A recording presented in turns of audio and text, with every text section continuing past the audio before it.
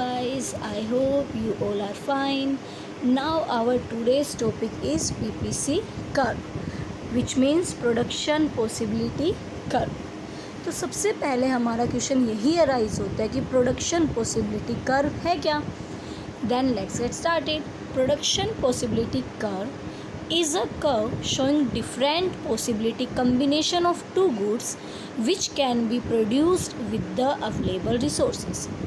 अब production possibility curve क्या बताता है हमें कि वो कर्व है, वो डायग्राम है जो हमें बताता है कि दो कम्बिनेशन की टू गुड्स है हमारे पास, उनका क्या कम्बिनेशन रहता है प्रोडक्शन रिसोर्सेज में, कि हम किस तरीके से उन गुड्स को क्या कर रहे हैं, प्रोड्यूस कर रहे हैं.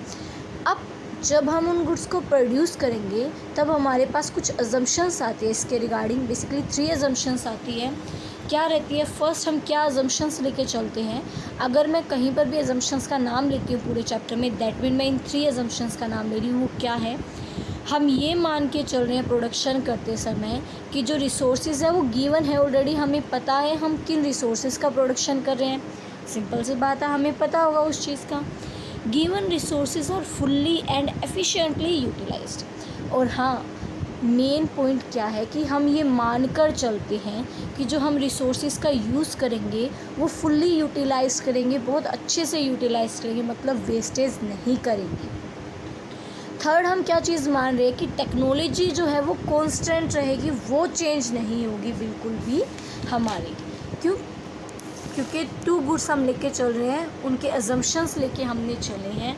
जैसे कि अब किस तरीके से मैं कहना चाह रही हूँ कि एग्ज़ाम्पल के तौर पे कि हमें पता है क्योंकि हमारे जो रिसोर्सेज है वो लिमिटेड है, क्योंकि हम लेकर ही 2 गुड चलेंगे, ये हम स्टार्टिंग से अज्यूम करके चलेंगे, या मान लेकर ही हमें सिर्फ 2 ही गुड चलने हैं. ठीक है. और उनका क्या होता है, वो अल्टरनेटिव यूजेस होता है. जैसे वुड है, अगर मैं एक प्रोडक्ट वुड ले रही हूँ, अब वुड का क्या है, अलग अलग अल्टरनेटिव यूज़ है. तो वही चीज़ अब क्या मानकर चल रहे हैं, एज्यूम करके चल रहे हैं कि रिसोर्सेज हमें गिवन है और जो टेक्नोलॉजी है वो कांस्टेंट रहेगी, उसमें कोई भी चेंज नहीं आएगा. जैसे क्या होता है कि जैसे टाइम टू टाइम हम न्यू टेक्नोलॉजी आती है, फीचर्स आते हैं, तो उसके अकॉर्डिंग हम वो नई मशीनें लेके आते हैं, तो उससे क्या होता है, इफ़ेक्ट पड़ता है हमारे प्रोडक्शन लेवल पर. बट इस समय हम क्या मान के चल रहे हैं कि हमारे प्रोडक्शन लेवल के ऊपर जो टेक्नोलॉजी का है कोई चेंज नहीं होगा, टेक्नोलॉजी हमारी सेम रहेगी. अब 2 रिसोर्सेज बोल सकते हो हम क्या लेकर चल रहे हैं, एप्पल और वीट. हम क्या मानकर चल रहे हैं कि प्रोडक्शन शेड्यूल का सबसे पहले मैंने एक कर्व ना लिखकर शेड्यूल लिखा है. ऐसा क्यों? क्योंकि शेड्यूल का मतलब होता है जब मैं उसको डाटा को इकट्ठा करके उसकी टेबुलर फॉर्म में बताती हूँ, दैट मीन वो तो मेरा होता है शेड्यूल.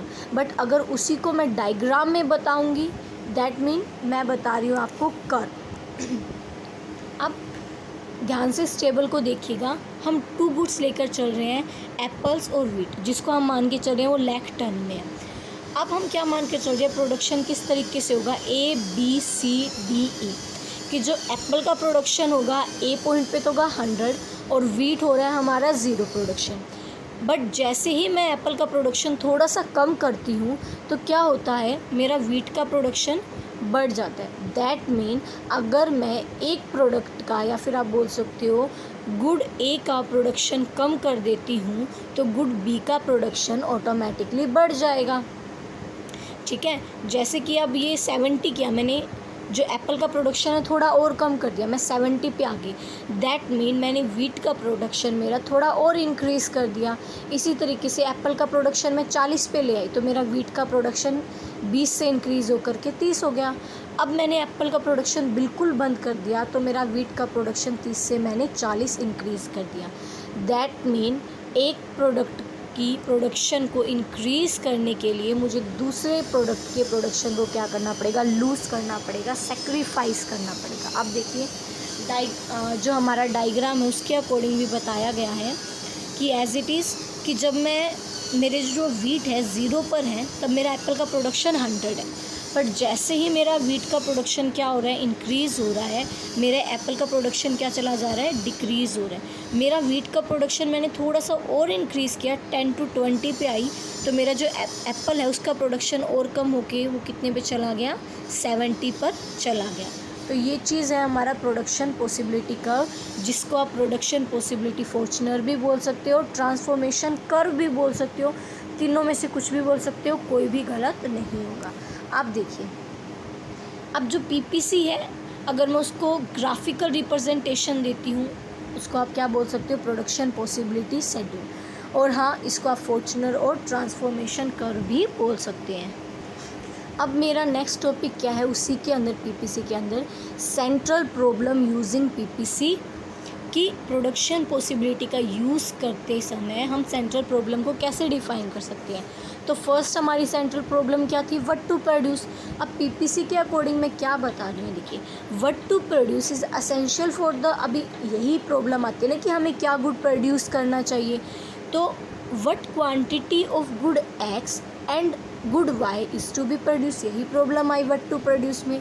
तो उससे क्या होता है कि more of good X must lead to the lesser of the production of good Y. यही चीज़ बोला ना कि जैसे कि एप्पल का जो प्रोडक्शन था हमारा क्या था, 100 था, और वीट का जो प्रोडक्शन था वो हमारा क्या था, 0 था। बट जैसे ही मेरा जो एप्पल का प्रोडक्शन था मैंने कम किया और मैं कितने पे आ गई, 90 पे आ गई, तो मेरा वीट का प्रोडक्शन क्या हो गया, इंक्रीज़ हो गया, और वो कितने पे आ गया, 10 पे आ गया, 0 से। दैट मीन अगर मुझे गुड एक्स को इंक्रीज़ करना है तो मुझे गुड वाई को क्या करना पड़ेगा, डिक्रीज़ करना पड़ेगा। दैट मीन मैंने 100 से गुड वाई को क्या कर दिया, डिक्रीज़ करके मैं 90 पे आ गई, जिससे मेरा जो गुड एक्स है वीट, उसका प्रोडक्शन इंक्रीज़ हो गया 10 से। और इसके अंदर हम अजम्पशंस को लेकर चल रहे हैं। अजम्पशंस हमारी क्या थी, हम मानकर चल रहे हैं जो हमारे रिसोर्सेज हैं वो क्या है, फुल्ली यूटिलाइज्ड है, और जो हमारी टेक्नोलॉजी है वो क्या रहेगी, कांस्टेंट रहेगी, वो चेंज नहीं होगी। अब डायग्राम के थ्रू मैं आपको समझाना चाहूँ तो यही चीज़ है कि पहले मेरा प्रोडक्शन क्या था, मेरा प्रोडक्शन था ये वाला OJMB। बट जैसे ही मैंने मेरा गुड वाई का प्रोडक्शन कम किया, मेरा जो प्रोडक्शन है गुड एक्स का वो इंक्रीज़ हो गया। कहाँ से चला गया, वो J से H तक आ गया, वो डिक्रीज़ हो गया, और मेरा गेन क्या हो गया, B to C। यहाँ पर मैंने क्लियरली लिख रखा है, इंक्रीज़ हुआ प्रोडक्शन क्या हुआ, OB से OC तक। पहले मेरा प्रोडक्शन कहाँ हो रहा था, OB तक हो रहा था, अब मेरा प्रोडक्शन कहाँ हो रहा है, OC तक हो रहा है। बट गुड वाई मेरा क्या हो रहा है, रिड्यूस हो रहा है। कैसे रिड्यूस हो रहा है, पहले तो मैं कितना प्रोडक्शन कर रही थी, OJ तक, अब कितना प्रोडक्शन कर रही हूँ, OH तक। अब नेक्स्ट हमारी सेंट्रल प्रॉब्लम क्या है, how to produce with the PPC. अब हाउ टू प्रोड्यूस बेसिकली हमारा किससे रिलेटेड था, टेक्नोलॉजी से रिलेटेड, कि कौन सी टेक्नोलॉजी हमें यूज़ करनी चाहिए। कौन सी दो टेक्नोलॉजी थी, दो टेक्नोलॉजी मैंने आपको जब हमने सेंट्रल प्रॉब्लम की थी उस वीडियो में बताया था, तो आप उस वीडियो में जाकर चेक कर सकते हैं अगर अभी तक आपने नहीं देखी है तो। टेक्नोलॉजी हमारी दो तरीके की थी, कौन सी, एक तो थी लेबर इंसेंटिव टेक्निक और एक थी कैपिटल इंसेंटिव टेक्निक। ठीक है, अभी प्रॉब्लम पर्टिकुलरली क्या डेवलप हो रही है, this is the problem of particular serious in under developed economy. Basically जो अंडर डेवलप्ड इकोनॉमी है या कंट्रीज़ है, वहाँ पर जो प्रॉब्लम ऑफ टेक्निक है, या बोल सकते हो हाउ टू प्रोड्यूस की जो सेंट्रल प्रॉब्लम जो है हमारी, वो अराइज हो रही है, वो बेसिकली हमारी अंडर डेवलप्ड इकोनॉमी में हो रही है। अब क्या हो रहा है इसके अंदर, फेसिंग अ डिफ़िकल्ट, क्या कि लेबर इंसेंटिव टेक्निक का यूज़ करें या कैपिटल इंसेंटिव का। अब क्या हो रहा है, a shift from labour intensive technique would lead to shift to the PPC, कि अगर मैं क्या कर रही हूँ, लेबर इंसेंटिव टेक्निक का यूज़ कर रही हूँ, तो वो शिफ्ट करेगा, बट वो क्या करेगा, अगर मैं लेबर का यूज़ करूँगी वो लेफ्टवर्ड शिफ्ट कर जाएगा। आप ये बोल सकते हो ऐसा क्यों होगा, क्योंकि अगर मैं कैपिटल इंसेंटिव टेक्निक का यूज़ कर रही हूँ, दैट मीन मैं टाइम के अकॉर्डिंग चल रही हूँ और मैं उसके अकॉर्डिंग क्या करूँगी, आगे की तरफ शिफ्ट करूँगी, शिफ्टिंग लेबर की तरफ भी करूँगी। बट इसकी क्या प्रॉब्लम होगी, इससे हमारा अनएम्प्लॉयमेंट तो ख़त्म हो जाएगा, बट रिसोर्सेज का अच्छे से यूटिलाइजेशन नहीं हो पाएगा। अब क्या होता है कि but without adding the problem of the unemployment, but अगर मैं कैपिटल इंसेंटिव टेक्निक का यूज़ करूँगी इसके अंदर ये ज़रूरी होगा कि मैं अनएम्प्लॉयमेंट को काउंट ना करूं, क्योंकि अगर लेबर के थ्रू जाऊंगी तो वही प्रॉब्लम अराइज़ होती है कि मैं फिर एफिशिएंट टेक्नोलॉजी का यूज़ नहीं करूँगी, और अगर कैपिटल की तरफ जाऊँगी दैट मीन अनएम्प्लॉयमेंट इंक्रीज़ हो जाएगी। तो वही अगर मैं कैपिटल इंसेंटिव टेक्निक का यूज़ कर रही हूँ और ये ज़्यादा बेनिफिशियल भी है, इसी वजह से ये क्या होगा, राइट वार्ड शिफ्ट होगा, लेफ़्ट से राइट वार्ड। अभी समझाती हूँ लेफ़्ट टू राइट वार्ड मैं किस वे से बता रही हूँ आपको। बट अगर मैं लेबर इंसेंटिव टेक्निक का यूज़ करूँगी दैट मीन मैं रिसोर्सेज को अच्छे से यूटिलाइज़ नहीं कर पाऊँगी। अब देखिए मैंने बोला लेफ़्ट टू राइट शिफ्ट होगा। सपोज़ कीजिए हमारी पहली पीपीसी कर्व है। एक तो ये पीपीसी ये जो हमारा कर्व है इसको ही पीपीसी लाइन बोलते हैं। इसके ऊपर सारे जो कम्बिनेशन है वो शो करता है गुड्स कितना हम प्रोडक्शन कर रहे हैं। अब जो है ये जो पीपीसी है क्या हो गया, वो लेफ़्ट से राइट वार्ड शिफ्ट हो गई है। लेफ़्ट से राइट वार्ड क्यों शिफ्ट हो गई, क्योंकि मैंने कैपिटल इंसेंटिव टेक्निक का यूज़ किया है और जो मेरा रिसोर्सेज है मैंने उसका अच्छे से यूटिलाइजेशन किया है, बट एक्सक्लूडिंग अनएम्प्लॉयमेंट, मैं उसमें अनएम्प्लॉयमेंट को इंक्लूड नहीं करूँगी। हमारी थर्ड सेंटर प्रॉब्लम क्या आती है, PPC for whom to produce. अब किसके लिए प्रोड्यूस किया जाना चाहिए, हम लास्ट वीडियो में कर चुके हैं, लास्ट वीडियो में, कि किसके लिए प्रोडक्शन करना चाहिए, रिचर सेक्शन के लिए करना चाहिए या पुअर सेक्शन के लिए करना चाहिए।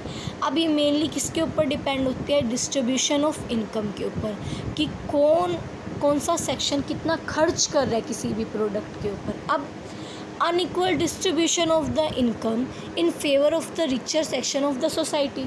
अब मेनली क्या है, कोई भी प्रोड्यूसर है वो किसके लिए ज़्यादा प्रोड्यूस करना पसंद करेगा, सिंपल सी बात है रिचर सेक्शन के लिए। क्यों, क्योंकि उसको वहाँ पर ज़्यादा प्रॉफिट होगा। अब प्रॉब्लम यही आ रही है कि अनइक्वल डिस्ट्रीब्यूशन हो जाएगा, क्योंकि अगर मैं सिर्फ रिचर के लिए प्रोड्यूस करूँगी तो पुअर सेक्शन का क्या होगा, हमारी कंट्री क्या चली जाएगी, और अंडर डेवलपिंग में मतलब और अंडर चली जाएगी, ज़्यादा ग्रोथ नहीं कर पाएगी, हमारी जीडीपी को उस चीज़ का क्या होगा, नुकसान सहना पड़ेगा। बट अगर मैं रिचर सेक्शन के लिए प्रोड्यूस नहीं करती हूँ तो उसके लिए तो फिर मुझे ज़्यादा लॉस होगा। क्यों, क्योंकि जो हमारी डेवलपमेंट है वो ही नहीं हो पाएगी, हमारे पास इनकम नहीं आएगी। और अगर मैं रिचर सेक्शन के लिए करती हूँ तो इसका मतलब क्या है, मुझे ज़्यादा प्रॉफिट होगा। अब ज़्यादा प्रॉफिट होगा दैट मीन मैं इन्वेस्टमेंट ज़्यादा करूँगी। अब इन्वेस्टमेंट ज़्यादा करूँगी दैट मीन मेरा क्या होगा, पीपीसी कर्व शिफ्ट हो जाएगा राइट वार्ड। बट क्या प्रॉब्लम आएगी, इससे जो मेरा पुअर सेक्शन है वो सफ़र करेगा, उसके जो हम बोलते हैं ना भुखमरी जो बोलते हैं पुअर सेक्शन के लिए, वो होना स्टार्ट हो जाएगा। पर अगर मैं पुअर सेक्शन के लिए प्रोड्यूस करने लग जाऊँ, रिचर सेक्शन के लिए नहीं, इसका मतलब मुझे प्रॉफिट कम होगा। प्रॉफिट कम होगा तो क्या होगा, मैं ज़्यादा इन्वेस्टमेंट नहीं कर पाऊँगी। ज़्यादा इन्वेस्टमेंट नहीं कर पाऊँगी तो क्या प्रॉब्लम आएगी, जो जीडीपी है वो हमारा क्या हो जाएगा, वो पीछे की तरफ शिफ्ट हो जाएगा, वो डेवलप ही नहीं हो पाएगा।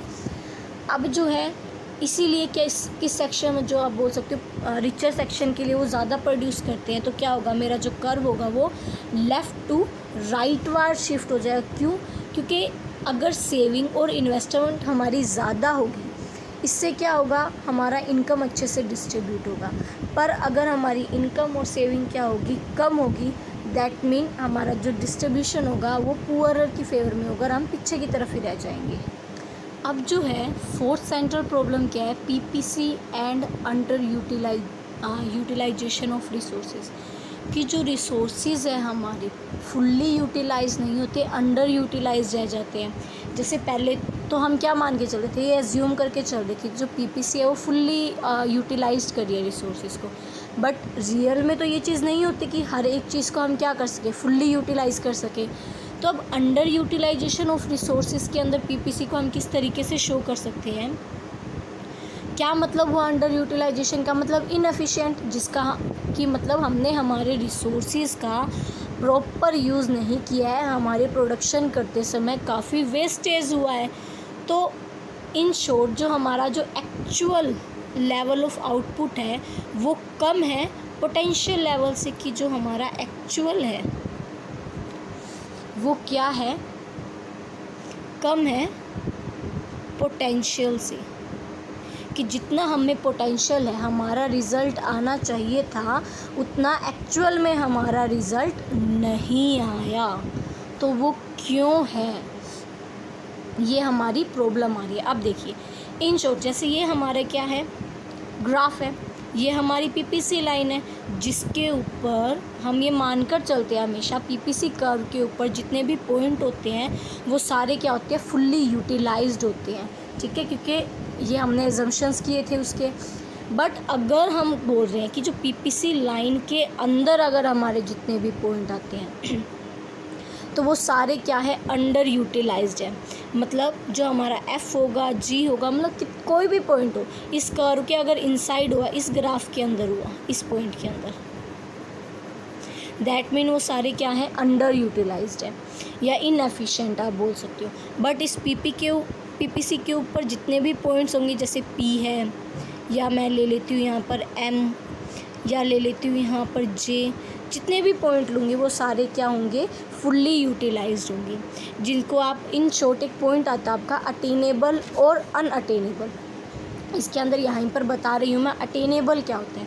अटेनेबल पॉइंट का क्या मतलब होता है, जैसे ये हमारा ग्राफ है, I think it is clearly visible, ये वाई है, ये हमने बोला एप्पल्स है, ये हमारे वीट है। अब ये हमारी पीपीसी है। अब इसके अंदर, इसके ऊपर, पीपीसी के ऊपर जितने भी पॉइंट होंगे वो सारे पॉइंट हमारे होंगे अटेनेबल। बट इस पीपीसी के बाहर जितने भी पॉइंट होंगे वो सारे होंगे अनअटेनेबल।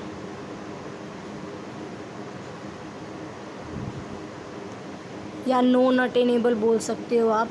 ऐसा क्यों है, क्योंकि हमें क्या करना पड़ेगा, और अच्छी टेक्नोलॉजी का या हमें रिसोर्सेज को इंक्रीज़ करना पड़ेगा, तभी हम इनको क्या कर पाएंगे, गेन कर पाएंगे, अटेन कर पाएंगे। मतलब हमारा जो पीपीसी का कर्व है मैं वो शिफ्ट कर पाऊँगी।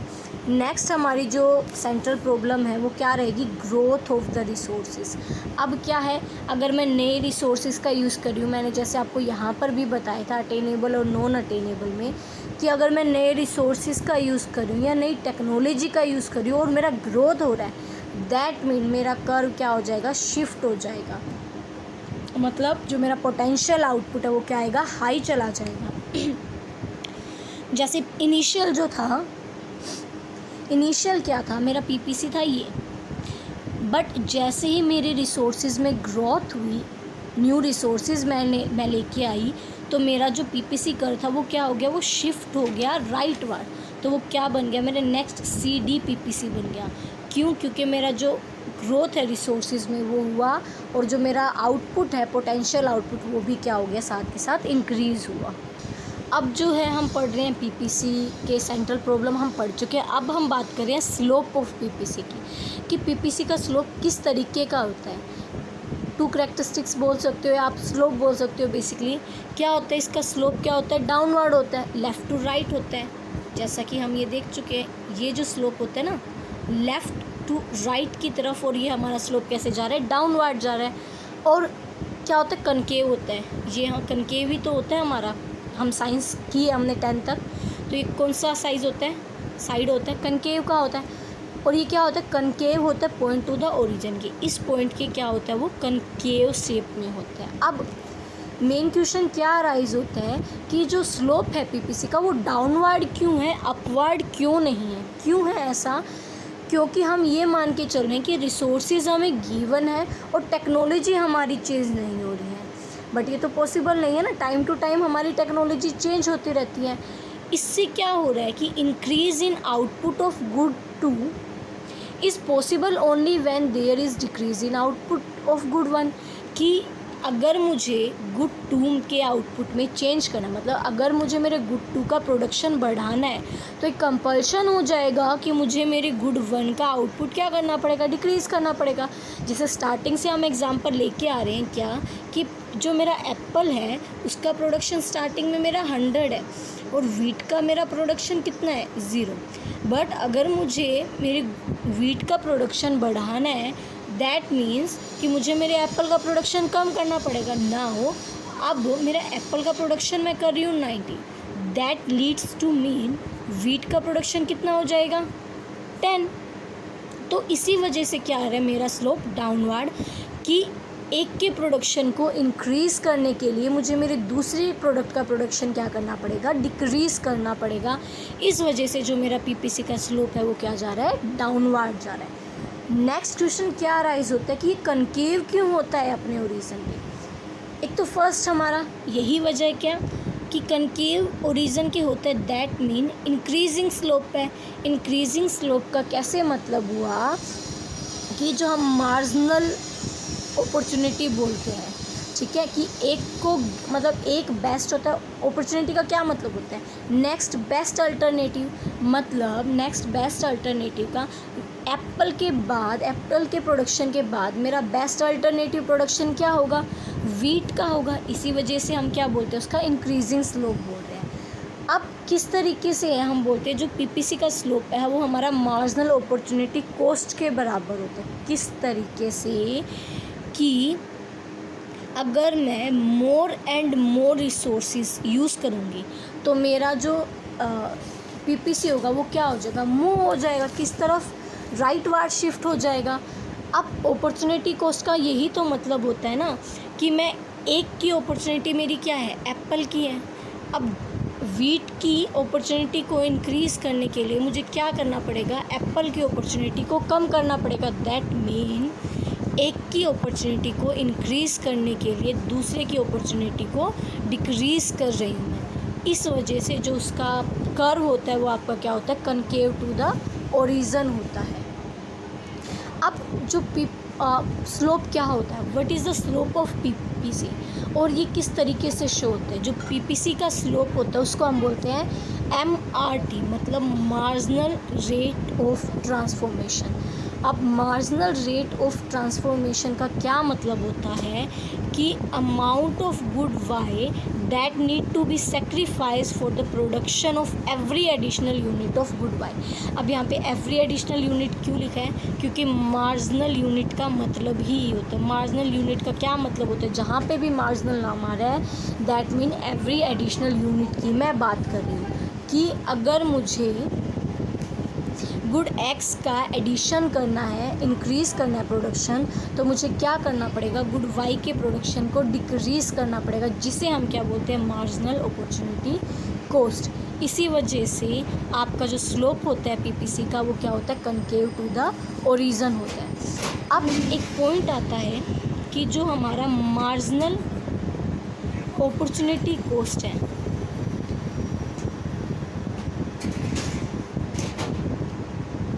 हमेशा याद रखना बच्चों, इसमें हम रेशो का कभी भी यूज़ नहीं करते। इसमें सिर्फ हम बात करते हैं कि हमारा नेक्स्ट बेस्ट अल्टरनेटिव कौन सा रहेगा, हमारा नेक्स्ट बेस्ट अल्टरनेटिव कौन सा रहेगा। रेशो मीन मैं एप्पल और वीट के रेशो की बात ना करके सिर्फ मैं ये बात करूँगी कि मुझे किसका प्रोडक्शन इंक्रीज़ करना है, वीट का प्रोडक्शन इंक्रीज़ करना है। इस वजह से यहाँ पे जो है मैंने इंक्रीजिंग स्लोप का वर्ड यूज़ किया था। आई होप कि आपको ये जो पीपीसी पॉइंट है, या बोल सकते हो आप कंसेप्ट, आपको क्लियर हो चुका होगा। और अगर इसके रिगार्डिंग आपको कोई प्रॉब्लम आती है तो आप कमेंट बॉक्स में अपने मैसेज लिख सकते हैं, उसके रिगार्डिंग मैं आपको आंसर कर दूँगी। Thank you.